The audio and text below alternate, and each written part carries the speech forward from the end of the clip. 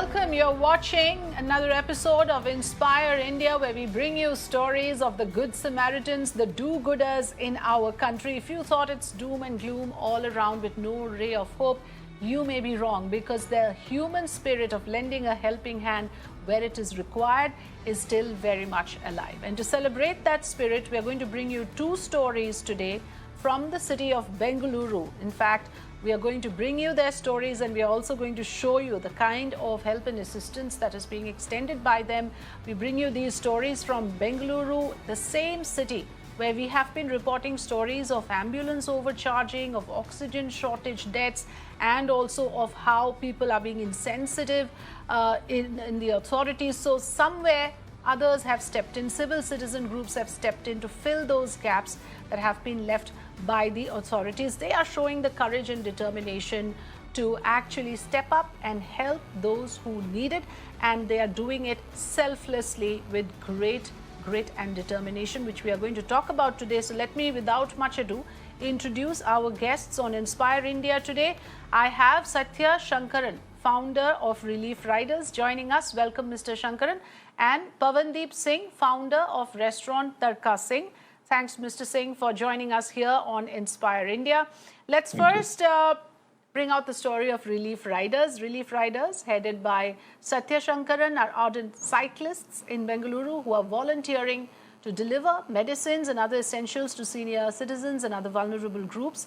The riders go around 6 a.m. to 10 a.m. every day, carrying their dispatch of groceries, medicines and other essentials on their cycles. So that is the big differentiator here. They're using the mode of cycles to go around, distribute the essential items to those who need it.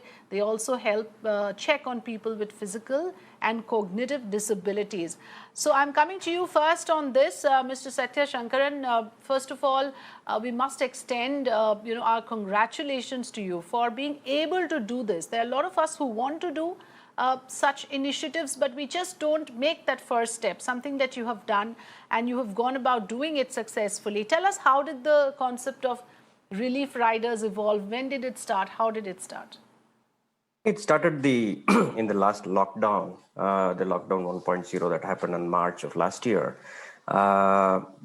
Just about a couple of days in, somebody just tweeted saying that, what are the cyclists in Bengaluru doing?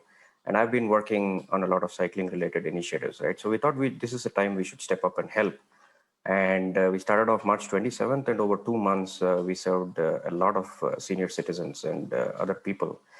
Again, April 27th, Monday, when the lockdown began in Karnataka, we were back at it. All the riders said, let's just help. Now we are at 200 people, all cyclists of Bengaluru, just stepping up and wanting to keep the elders safe, because they are the ones who are mostly in the hospitals, wanting the oxygens and beds, and we are having to chase that now. And I thought, if we can help them and keep them safe at home, I think we'll, prevent a lot of heartburn chasing after those kind of things.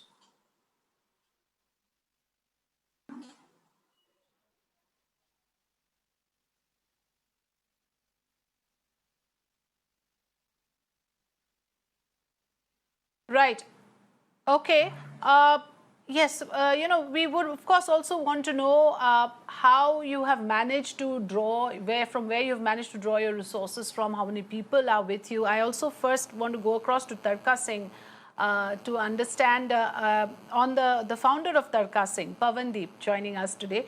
Mr. Pavandeep, at this point of time, interesting name, Tadka Singh, that's the name of your restaurant, I believe.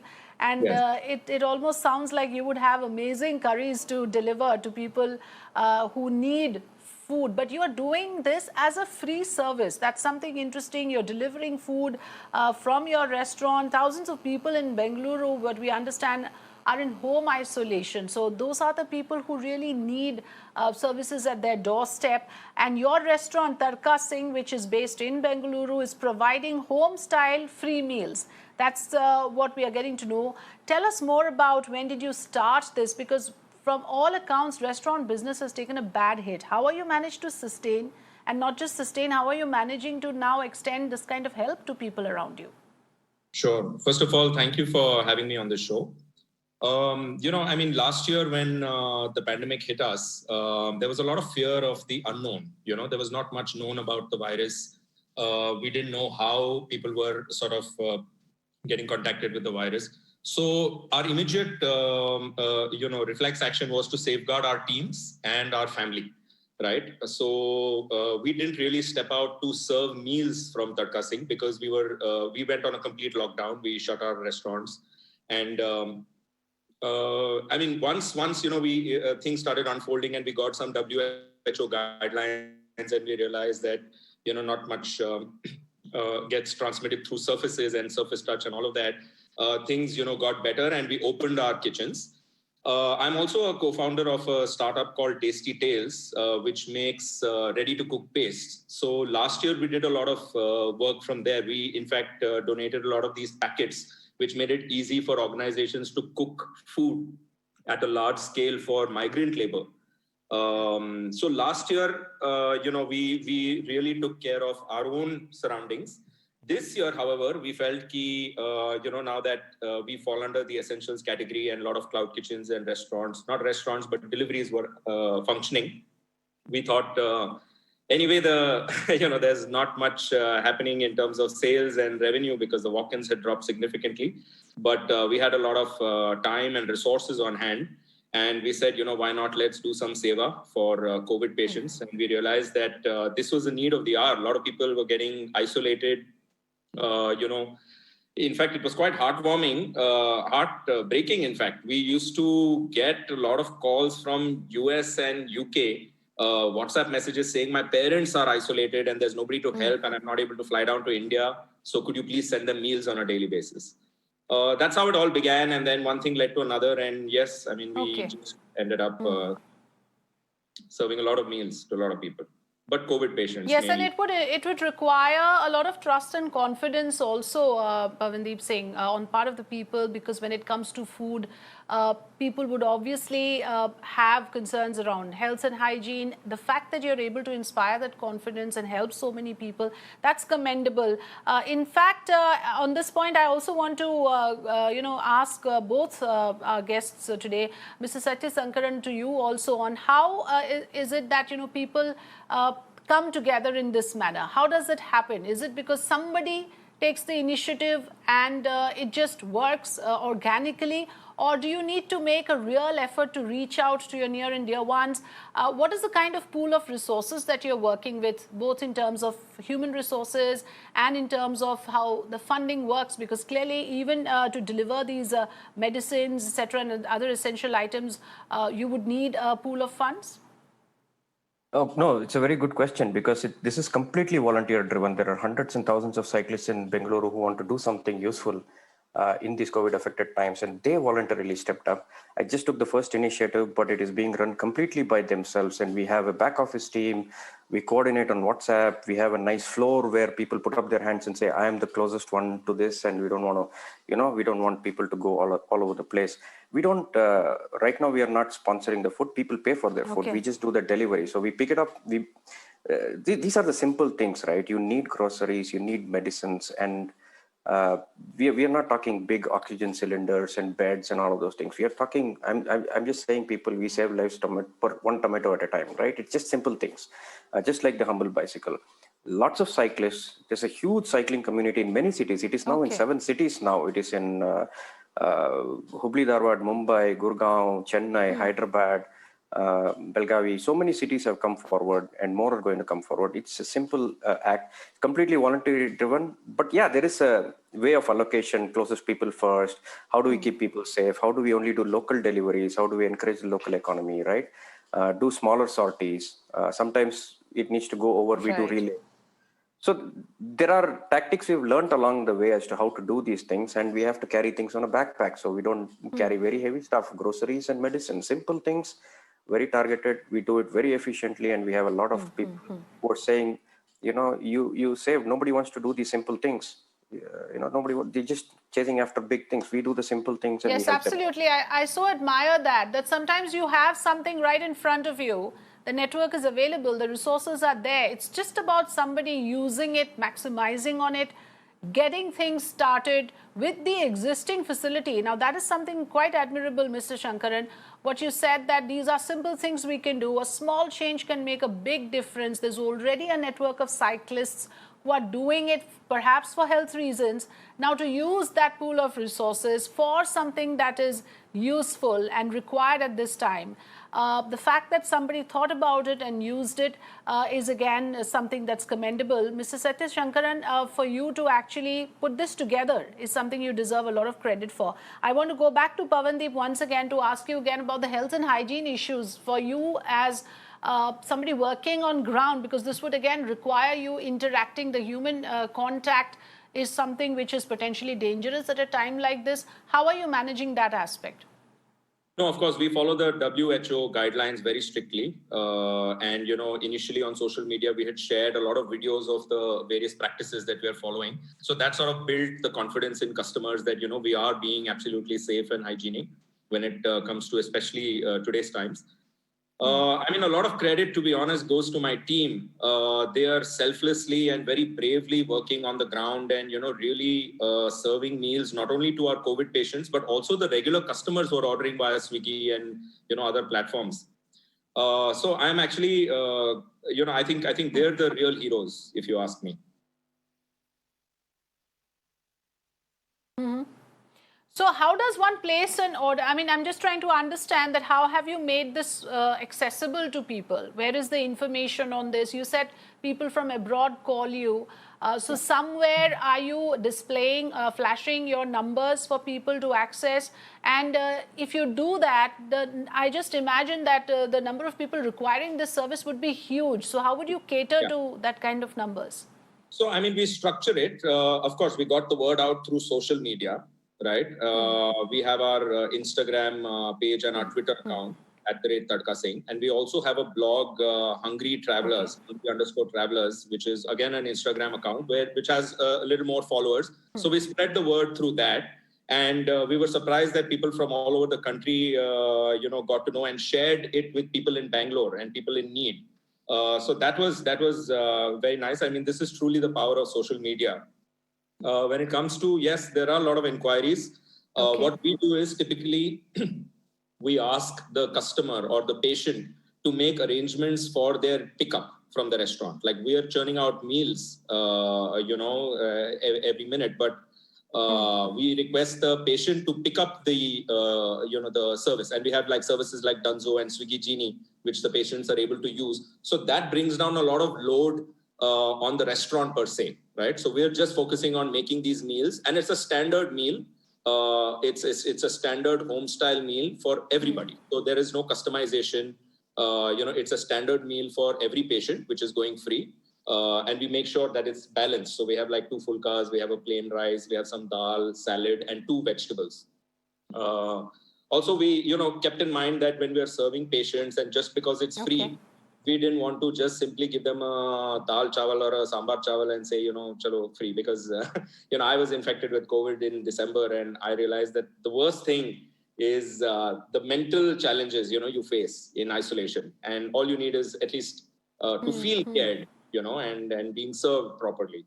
At least food. Yes, absolutely. You lose your sense of taste or no. no. It's so nice. I just saw that, you also put a tag over there saying get well soon with a smiley. That human touch, that empathy, that compassion which you are saying, that it's not just about giving somebody free food or doing them, some favor. It's actually something that you do out of a feeling of human empathy. And that is, again, extremely admirable. Mr. Sankaran, the same question I want to ask you as well on the issue of your own safety. When you go around distributing essential items in your cycles, what kind of precautionary measures do you take to ensure that those who are involved in this also remain safe? Absolutely. So we have a set of commandments that we put out there before they sign up, which is about how they carry themselves safely, because it is also about the collective good. We need to make sure that we don't bring the whole thing to a crashing halt because we are all being careless. So all of them are mature people. We talk to everyone and we keep the messages going as to how they need to stay safe. We check on them, and we also have policies of if they've been in contact with or they're supposed to be quarantined or anything like that, or if they've been in contact with COVID positive people, they are now voluntarily step aside. We have 5-6 people who have voluntarily stepped out of the role. These are the people who are working. The credit that you mentioned goes to each one of the 430 plus cyclists who have put themselves out there. They take more care than they would normally, because they know they have a responsibility on their shoulders. They know when they go out there, they have to keep themselves safe and everybody safe. So that makes them care that much more about safety. That makes them want to be more safe. So this collective goodwill that comes out because you want to keep this thing going, Yes. it helps in good behavior. And they have all been doing extremely well across the cities. And we have got 100% virus-free track record, Okay. both last time and this time so far, touch wood. So that's how we've been trying to keep ourselves safe. I think these people have that, because one thing is very clear: somebody has to go out there and buy the groceries and medicines. If it is the old people, they are bound to be affected, right? So their Yes. chances of infection are higher. So I think if we keep them in, and if the younger people go out there and safely deliver these things, because who else will deliver? You got the delivery people; they are also human beings. The tomato isn't going to walk itself into your house. Somebody has to do it, and we have a Yes. different way of looking at local people delivering. We don't go all over town, one person delivering to 100 people, right? We identify closest people first who are in that area, who's the closest, and we deliver. And after lockdown, we just go back home. Unless it is an emergency for medicals, we don't do grocery service outside of uh, in curfew hours. So we do all of those things within the ambit of the law, and we help people. But otherwise, this burden is going to fall on the city administrators who are already dealing with oxygen and beds and so many other things. So I think we're taking a load off of the lower end of the services. We can still do better, and we're still looking to see Yes. how we can reduce the volume of requests that are coming for beds and oxygen. And the best part is we do it on a Right, bicycle. and I like the words that you use about how it's a collective goodwill and this is a collaborative effort and we are together in it, end of the day, and that is where this should be coming from. Just final word to the two of you, both Mr. Sankaran and Pavandeep Singh. Pavandeep Singh, tell us any special experience that you can share with us, because, you know, on a daily basis when you go about doing this and when you meet so many people, there must be so many interesting stories that you would have to share about your experience in going about this. One story that comes to my mind is, I think like there was this couple, and one of them was, COVID positive, the other one wasn't. And I think there was a lot of load on the one that wasn't, because she had to really do the cooking and cleaning of the house and isolation. And, I think the husband was isolated in a room. So suddenly we got tagged on a post, where it said that, we called Tadka Singh and we told them that there is only one COVID patient, but they sent me also a free meal, even though I'm COVID negative. And she's like, I have tears, and, and then there was like a person, Okay. and then when we thanked them, they sort of sent us a direct message on Instagram, and they're like literally, saying, I have tears. I mean, you're, so that was very heartwarming. It felt good that at least, somebody is benefiting. And I think for that day, at least she was saved all the hassle of cooking and cleaning and all of that. So she was a bit relieved. Yeah, I mean, whatever little we can do. See, I mean, we're trying our best. Must be such a satisfying experience. Yeah, I mean, we're just trying to do whatever best we can do in our bringing capacity. Smiles and yes, and it's infectious, it just inspires others, Pavandeep Singh. Let me just tell you that when we see someone like you doing this so easily, effortlessly, it makes us think that why aren't more of us not doing this? It can't be that difficult. Mr. Sankaran, any last thoughts on your experiences so far? Anything special that you would want to share with us? So it's always every sortie that we do for each one of us. Every cyclist comes back and says, this is the best moment of my life. There are older people telling me you're as good as doctors coming and saving me when in these times. So there is no one particular thing, but every piece of delivery we do, every sortie that we do for each of us as cyclists brings us joy that we have been able to help people in these times. And we are trying to do our bit to society, because this is the only way we can come out of this. There is no other way. Right. In terms of the situation in Bengaluru, let me tell our viewers as well that it's pretty bad when it comes to the hospital situation. Just today, we have reported 2 hospitals in the city of Bengaluru, which is running out of oxygen. People are gasping for breath. That is what the situation in the hospitals are like, where there are authorities, there are doctors to look after those patients. But let's not forget that there are bulk of those others who have not got a hospital bed, who do not get space in a COVID facility, so they are confined in their homes. And often enough, they have no one to turn to, and that is where people like Mr. Sankaran and Mr. Pavandeep Singh has helped out to reach out to that lot of people who are confined in their homes, who do not have even the basic facility of probably a cook coming in to do their regular meals. And there you have something like Tadka Singh giving you a free meal, which is, of course, like Mr. Singh said, that it has to be picked up. But then there is also a system in place with your Swiggy and other such services doing that, filling that gap of providing the logistics for it. But nevertheless, the very fact that there is someone out there who's offering you a free meal, which is going to be delivered to your doorstep, can be a huge help at a time like this. And similarly, with Mr. Sankaran, doing this bit about delivering the essentials across the city. Now, at a time when there is a lockdown, when there are huge constraints of public transport, people are unable to drive out, unable to step out, to have a network of people who's doing the logistics for you, of giving you the essential items at your doorstep, something that can be so helpful. I thank my guests this afternoon, Mr. Sathya Sankaran and Mr. Pavandeep Singh, for joining us, and salutes to the two of you. You're real heroes on the ground, working tirelessly day in and day out. One last question. Does it take a lot of time? Are you having to cut down on your time with your family, friends? What kind of time dedication does it take? Mr. Sankaran, to you first.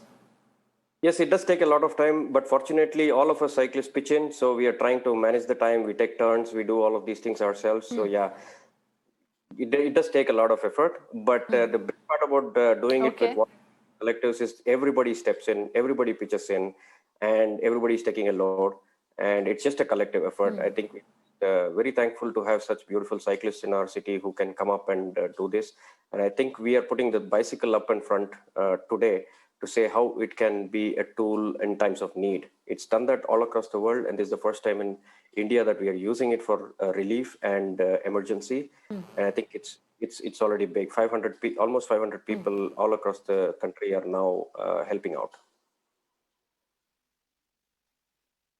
Yes, Pavandeep Singh, any thoughts on that? Whether you, I'm sure it would require a lot of personal sacrifice to be doing something of this nature. To be honest, like I said, a lot of credit goes to my team.